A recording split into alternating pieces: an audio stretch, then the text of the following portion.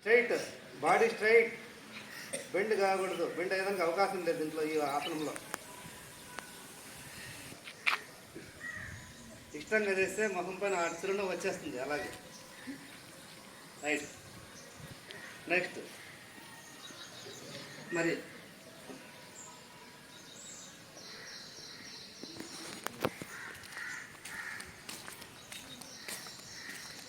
వెన్నెముక నిటారుగా ఉండడం వల్ల చాలా ప్రయోజనాలు. ఎందుకంటే బ్యాక్ బోన్ అని మనం నిన్న చెప్పుకున్నాం. యోగాలో కూడా మన పైన బ్యాక్ బోన్ అనేది వాడుతుంటాం మనం. ఫ్యామిలీకి నాన్న బ్యాక్ బోన్. అట్లాగే మన పాఠశాలకు ప్రధానోపాధ్యాయులుగా బ్యాక్ బోన్. నీ స్టడీస్కి నువ్వే బ్యాక్ బోన్. అట్లాగే మన ఆరోగ్యానికి మనమే బ్యాక్ బోన్. ఓకే అని అలాగే చేస్తూ ఉన్నాను. మీరు కూడా చేయండి. బ్యాక్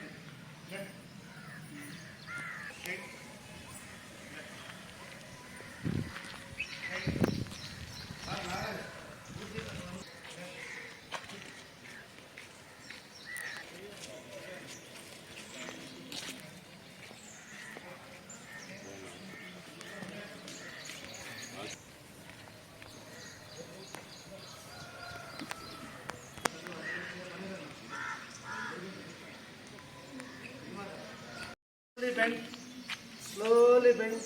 పట్టుకోండి, ఈ విధంగా పట్టుకోవాలి. చూడండి చూడండి, కాలు స్ట్రైట్గా, మోకాలు వంచొద్దు. మహీధర్ సరేది. లైట్గా బెండ్ చేయండి, చేతుల పైన లైట్గా బెండ్.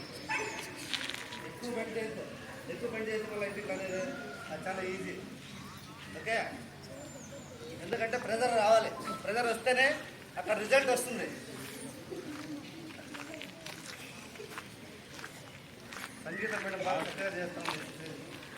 White short. ఓకే, ఇప్పుడు చూడండి, తిప్పదండి, మెల్లగా బయలుదేరండి.